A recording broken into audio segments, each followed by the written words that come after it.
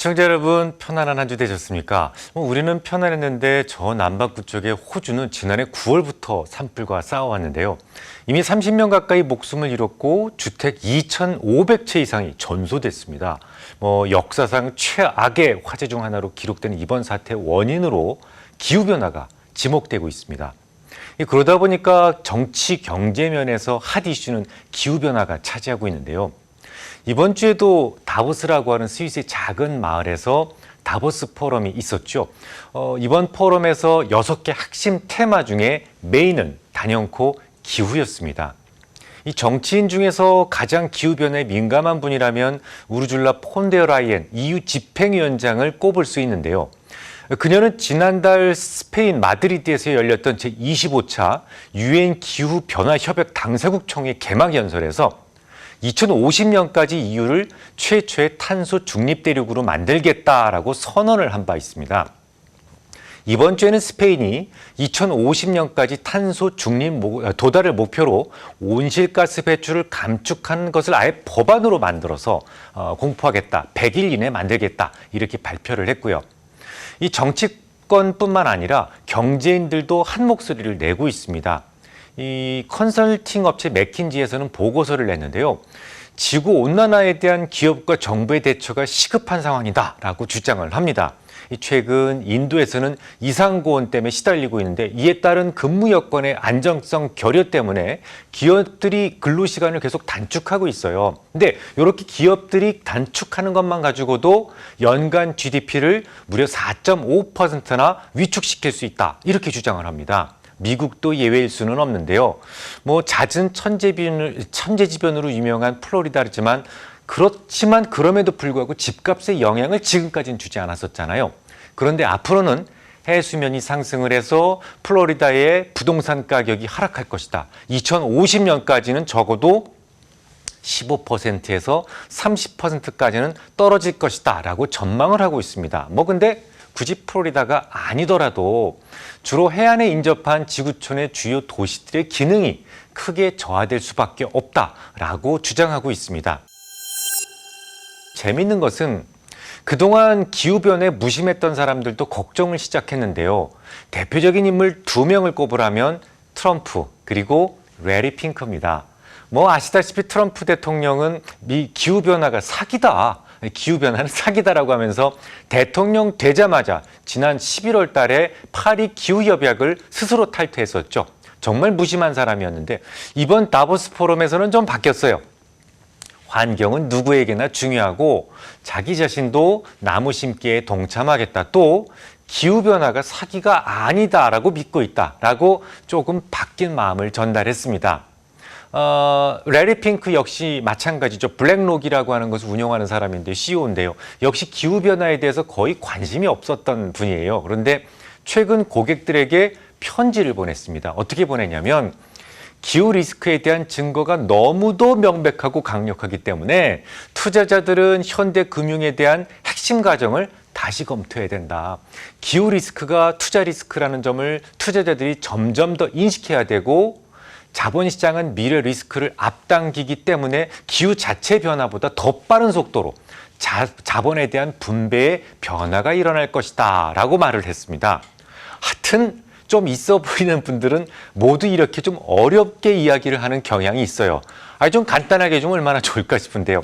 그냥 간단하게 해석을 해서 말씀을 드리면 과거하고는 많이 달라졌다라는 거예요. 기후변화의 진전이 너무 빨라지고 있다라는 겁니다. 그래서 이제부터 뭔가 투자를 할 때, 어떤 기업을 선택할 때 기후변화로부터 올 수 있는 손익을 고려해야만 한다. 이렇게 이런 말이라고 보시면 될 것 같습니다. 좀 더 쉽게 설명을 드려보죠.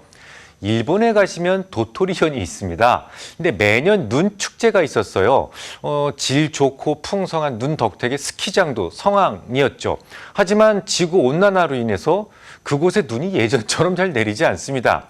만약 도토리현의 스키장 지분이 있는 기업이라면 어떨까요? 앞으로의 주가에 어떤 영향을 주게 될까요? 과연 이런 현상과 관련된 회사를 그동안의 성과만 보고 매수할 수 있을까요?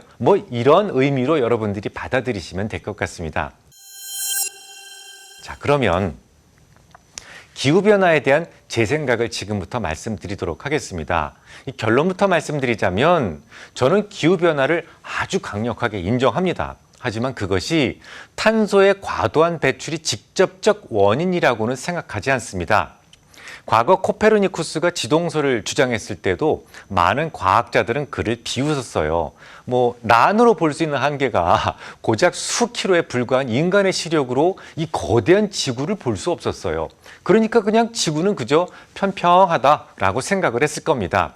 마찬가지로 인간은 고작 100년의 수명을 가지고 있기 때문에 100년 이상의 파동에 대해서는 100년 이상의 주기에 대해서는 누구도 볼 수 없고 관심조차 없어요. 사실 지구는 스스로 뜨거워지고 차가워지는 커다란 순환 속에 있었습니다. 심지어 지금 툰드라 지역이요. 이곳이 목초지였던 시기도 있었으니까요. 작게는 대략 5, 600년 정도를 주기로 2, 300년 동안은 따뜻해지고 2, 300년 동안은 뜨거워지는 그런 작은 파동을 그리면서 순환을 했었거든요. 자, 그럼 지금부터 증거를 제시하겠습니다. 여러분들 서빙고동 아시죠? 이 서빙고라는 것이 위화도 회군으로 조선을 창업한 태조 때 얼음을 보관하기 위해서 만든 창고예요. 대략 음력 12월 정도부터 얼음 두께가 4치를 넘어서게 되면 본격적으로 채취를 시작했다라고 기록이 되어 있어요. 4치면 얼마인가요? 대략 12cm 정도 됩니다. 슬라브 두께 정도 되는 거죠. 얼음의 두께가 12cm가 될 정도로 날씨가 추웠다는 말인데요. 마침 지난 월요일이 1년 중 가장 춥다는 대한이었습니다. 하지만 한강에는 살얼음조차 보이지 않습니다. 지금처럼 한겨울에도 한강이 얼어붙지 않았더라면 과연 서빙고에는 얼음 한 덩어리 담을 수 있었겠습니까? 그런데 서빙고가 설치되었던 시대가 1396년이었습니다. 당시 지구는 상당히 추웠을 때예요. 당시 기록을 보면 얼음의 두께가 최대 2자에 이를 때도 있다라는 기록이 있는데요. 한겨울에 한강의 얼음이 60cm까지 두꺼워진다는 거 한번 상상해 보세요. 이 정도로 겨울 한파가 매서웠다라는 말이 됩니다. 당시에는 말 타고 다닐 때라서 탄소 발생이 없었으니까 이런 날씨가 쭉 계속되었을 것이다 라고 생각하신다면 착각입니다. 우리네 시골 장터에는 지금도 5일장 같은 것들이 열리고 있죠. 시골 장터에서는 아주 오랜 시간에 걸쳐서 물물 교환을 하던 장소였어요. 그때 이제 교환의 매개가 변변치 않았었기 때문에 곡식, 주로 쌀이었겠죠. 현물 화폐 역할을 해왔었는데요. 여러분들 다 아시다시피 심청전에서도 심청이가 공양미 300석에 팔려갔다라는 말이 나오죠. 근데 만약에 그때 화폐 기준이 곡식이 아니라 육포가 기준이었다면 공양포 300장이라고 했겠죠. 이처럼 쌀은 언제나 구체적인 가치의 척도가 되어 왔었습니다. 쌀이 그러니까 화폐 역할을 해왔다는 얘기인데 모든 사람들에게 가장 중요한 공통의 관심사였을 수밖에 없습니다. 그러다 보니까 모든 기록에 이 농사와 관련된 기록은 어떤 기록보다도 풍부하고 많이 존재합니다. 이를 통해서 과거 날씨에 대한 추정 또한 가능한데요. 이 농사 관련된 기록들을 살펴보면 아주 재미있는 것을 발견하실 수가 있습니다. 농사 직설, 금양, 잡록 이런 것들은 주로 15세기에 쓰여진 기록들인데요. 이때는 이모작에 대한 기록이 전혀 없었습니다. 그러면 당시에는 이모작에 대한 기술이 없었을까요? 그렇지 않아요. 날씨가 조금 더 더운 지방에서는 이모작은 물론이고 연작도 가능했거든요. 1년에 2번 해먹는 거예요. 당시 기록이 없었던 것은 날씨가 너무 추워서 이모작 자체가 불가능했기 때문이었습니다.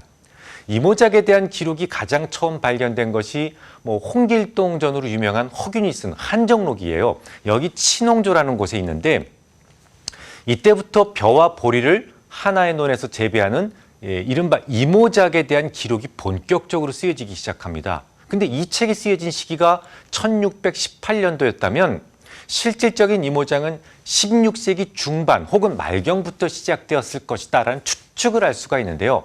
물론 처음부터 전국적으로 가능했던 것은 아니고 날씨가 비교적 온건한 이 서남부로부터 시작했다가 지구 날씨가 점점 겨울 날씨가 따뜻해지면서 18세기 초부터는 거의 경기 이부까지도 이모작이 가능하게 되었습니다. 우리는 역사 시간에 영종조 시대를 태평성대를 만든 성군의 시대로 배워왔어요. 그냥 그렇게 외워왔습니다. 그런데 영조와 정조가 다스렸던 시기가 1724년부터 1800년도까지였어요. 그러니까 지구가 가장 따뜻했던 시기하고 정확하게 맞물립니다. 당연히 당시에는 경기 이부까지도 이모작이 성행했던 시기였겠죠. 조금 전에 곡물은 이 세상 무엇보다도 바꿀 수 있는 절대 가치를 가진 재화였다라는 말씀을 드렸었는데요. 이모작을 통해서 곡물이 풍성해지니까 세수가 많아지겠죠. 많은 세수로 인해서 임금은 통치에 필요한 뭐든지 할 수 있었어요. 어쨌든 거지 같은 경제에서 성군은 나올 수 없는 거죠. 영조와 정조라고 하는 성군은 당시 경제력이 만든 것이지 그들이 뭐 그렇게 독특해서는 아니었단 말입니다. 자, 그러면 날씨가 온화했던 영종조 시절에 탄소 발생이 많았을까요? 그때 무슨 자동차가 있고 발전소 건설이 많았던가요? 아니면 뭐 그게 아니라면 소를 많이 키워서 그놈들이 트림을 하고 방귀를 뀌어서 지구온난화가 진행되었을까요? 뭐 그렇다 칩시다. 그럼 그 이후에도 지구 날씨가 계속 온화함을 유지했을까요? 천만에요. 태양의 흑점 주기에 따라 지구는 계속 뜨겁고 차갑고를 반복해 왔습니다. 1700년도에 가장 지구가 뜨거웠다면 가장 차가웠던 시기는 아마도 1900년대 중후반부터였을 겁니다. 저보다 연세가 많으신 분들은 잘 아실 텐데요. 사실 제가 어릴 때까지만 하더라도 겨울에 영하 20도는 정말 자주 볼 수 있었어요. 늘 그랬습니다. 한강은 겨울에 언제나 꽁꽁 얼어붙었고요. 방학 때는 어머님 고향인 안성에 주로 갔었는데요. 동네 커다란 저수지가 있었어요. 근데 12월만 돼도 꽁꽁 얼어붙어서 썰매를 만들어 타곤 했었습니다. 제 기억이 맞다면 제가 아마 중학교 정도 됐을 때 우리나라 뉴스에서 이모작에 대한 이야기가 본격적으로 거론이 됐던 것으로 기억합니다. 그때도 이제 영화관이 있었는데요. 영화관 같은 데 가면 영화 시작 전에 대한뉴스 뭐 이런 것을 시작을 했었는데 풍족하게 살지 못했던 시절이었기 때문에 늘 쌀 증산에 대한 이야기가 많은 부분을 차지하던 시절이었어요. 그러면 어째서 조선 영종조 시대에도 했던 이모작을 그때까지도 못하고 있었을까요? 그동안 날씨가 추워져 있었기 때문이었습니다. 한반도에서 추워져서 중단됐던 이모작이 날씨가 다시 온화해지면서 본격적으로 재개되었던 것이죠. 이처럼 대략 600년을 주기로 200~300년은 지구가 뜨거워지고 200~300년은 지구가 차가워진다는 것을 농사와 관련된 과거의 기록들을 통해서 우리가 분명하게 입증할 수 있어요. 그런데 말이죠. 사실 500~600년의 파동은 지구에서 정말 작은 파동이에요. 이건 정말 미세 파동입니다. 좀 더 확장하면 수천 년의 파동을 가지고 지구는 점점 더 뜨거워지고 차가워지고를 반복해 왔어요. 마치 상승 파동에도 작은 이런 서브 파동이 존재하듯이 말이죠. 상승 파동에서는 직전 고점을 넘기는 파동이 생기잖아요. 그래서 더 큰 파동으로 본다면 과거 파동에 비해서 가장 더웠던 여름보다도 더 더워지는 것이고요. 뭐 영종조 시대 때부터 지금은 더 덥고 겨울이 더 따뜻해지고 있다라는 이야기로 여러분들이 해석하시면 될 것 같습니다. 제가 쓴 아들에게 보내는 편지에도 남긴 적이 있습니다만 로마의 멸망 원인은 소위 간빙기라고 불리는 혹독한 한파 때문이었잖아요. 간단히 다시 설명을 드리죠. 이 똑같은 동물이라도 북쪽으로 갈수록 덩치가 커집니다.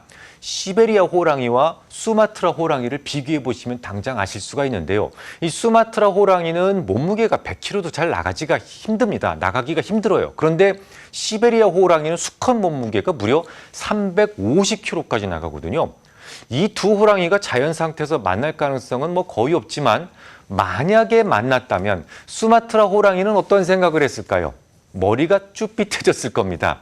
지금이야 교통혁명 이후에 조금 이제 종자가 다른 사람들끼리 결혼할 수 있는 시대라서 별로 지역별 편차가 없습니다. 그런데 교통수단이 발달하지 못했던 정말 오래전에는 저 북방민족은 남방계에 비해서 덩치가 무서울 정도로 컸어요. 오죽하면 진시황도 훈족이 무서워서 만리장성을 쌓았으니까요. 효도르처럼 생긴 사람이 도끼 들고 달려든다고 상상해 보십시오. 아마도 오금이 저리지 않았을까요? 이에 반해 우리 어르신들이 일본 사람들을 과거에 외놈이라고 했었어요. 외놈이라고 하는 것은 키가 작다라는 것을 비하한 말이었죠. BC 2세기를 전후로 지구는 파동의 저점을 지나게 됩니다. 매우 추웠다는 얘기예요. 간빙기라고 할 만큼 어마어마하게 추웠습니다. 지구의 가장 북쪽에 살던 덩치 큰 훈족들이 지구의 온도 강화로 목초지가 얼어버리니까 가축들이 다 얼어 죽죠. 서기 375년 전으로 남하를 시작합니다. 그 무서운 훈족을 피하기 위해서 그 게르만족이 따라서 남하를 하게 되었는데요. 로마인들은 그들에 비해서 덩치가 큰 게르만족의 상대가 되지 못했고 결국은 패망하게 됩니다. 결국 날씨가 로마 멸망의 가장 큰 원인을 제공하게 되었던 것이죠. 크게 보면 지구는 스스로 알아서 뜨거워지기도 하고 차가워지기도 했지만 이 100년 정도밖에 안 되는 좁은 수명을 가진 인간들은 대략 500~600년 정도 단위의 작은 파동마저도 느끼지 못하고 호들갑을 떨고 있는 겁니다. 하긴 인문지리학이라고 하는 것이 워낙 거시적이기 때문에 의지를 가지고 자세하게 관찰하지 않으면 쉽게 알 수는 없어요.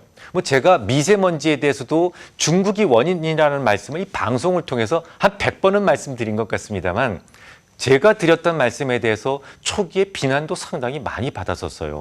심지어 중국이 문제라고 한다면 정작 북경은 대기 환경이 최근 수년 동안 좋아졌는데 왜 우리는 더 나빠지느냐라고 반문하시는 분도 있었습니다. 당연하죠. 북경 쪽 공기질을 개선하기 위해서 석탄 발전소들을 도시에서 동부 해안 쪽으로 옮기는 작업을 수년간 해왔었거든요. 북경의 대기질은 당연히 좋아졌죠. 하지만 우리나라 대기질은 더욱 나빠질 수밖에요. 중국의 미세먼지가 한반도에 떨어지기 위해서는 북서풍이 불어야 됩니다. 그런데 한반도에는 주로 겨울과 봄에 북서풍이 불기 때문에 미세먼지가 기승을 부리는 것이고요. 남동풍으로 바뀌면 미세먼지는 거짓말처럼 사라지게 됩니다. 하지만 이렇게 간단한 사실도 관심이 없으면 잘 모를 수밖에 없어요. 한반도의 남동풍이 언제 부는지 북서풍이 언제 부는지 늘 똑같은 바람처럼 느끼게 되니까요.